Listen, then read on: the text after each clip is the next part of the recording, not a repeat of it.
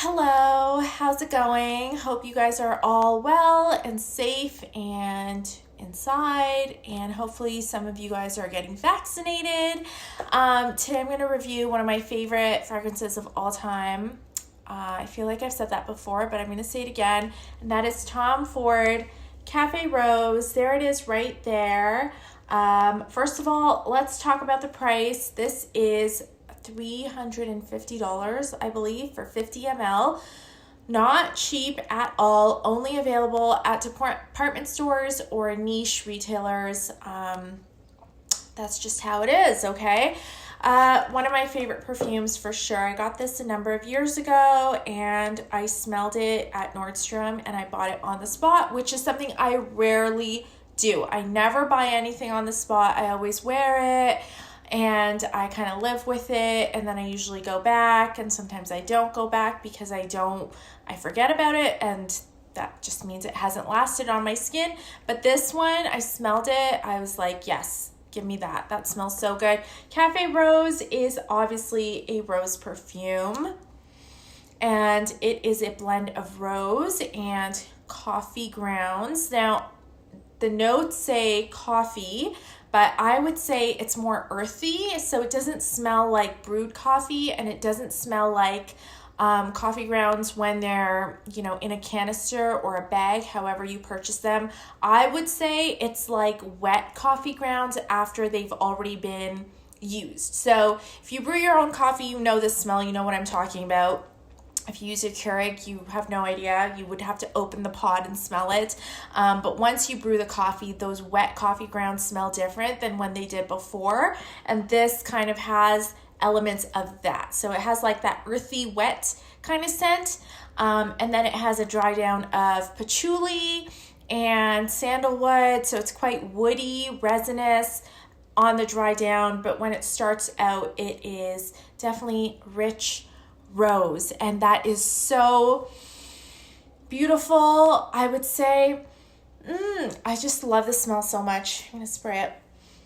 Yes, yeah, so definitely rose and coffee at the outset, and then the dry down is very, very, very woody. So if you like a woody scent, if you want to smell like roses in a forest, if you want to smell kind of earthy but feminine at the same time, this is really the scent for you, because it is, someone described me as being bougie and earthy all in one, and I feel like Cafe Rose is bougie and earthy all in one.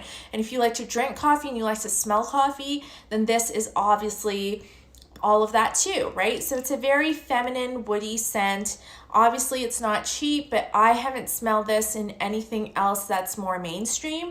I find that mainstream scents are very, or I guess more affordable scents are very sweet, and this is not sweet at all. So it's not like a latte. It's really coffee grounds and dark black coffee with resins and wood and all that stuff. So love that. I know the other rose scent that I've reviewed is Acqua di Parma Umbra.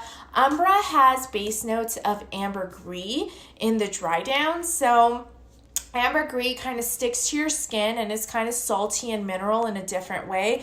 This doesn't have that element to it. So if you know that for yourself you're not a fan of ambergris and you like something that's a little bit more earthy, like I said, I know I've said earthy like a million times, this is more for you. There's also a difference in kind of the vibe that you want for yourself. Tom Ford fragrances, their DNA is very for lack of a better word, sexy, right? Like they are very in your face, and they're just a little bit more brash. They really are present and they know who they are. So that is in the Tom Ford DNA, whereas the Acqua di Parma DNA, you can see this packaging is still lovely. The Acqua di Parma DNA is more subtle. This is more stick to your skin. This is also rose and patchouli, but it's rose and patchouli in a different way. It's a little bit sweeter, whereas the Tom Ford is not sweet at all. So both of these, you know, you would find at a department store. If you live in Canada, you can find both of these at Holt Renfrew, which is kind of cool, but they really are different.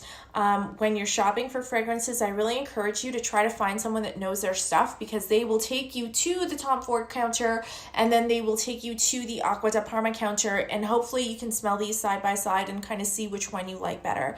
I mean, perfume suggestions, I feel, is a dying art. I haven't been able to get that kind of service in a really long time, but if you go to the Tom Ford counter, they are very knowledgeable about the Tom Ford scents, and if you like something rosy and you want it to be rosy but not too feminine and not sweet at all, then this is definitely what you want to try. So that's my review. Thanks for watching, and I'll talk to you next time. Bye.